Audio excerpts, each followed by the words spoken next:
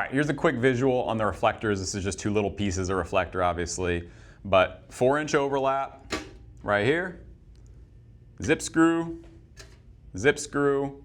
on each secure joint. That's it.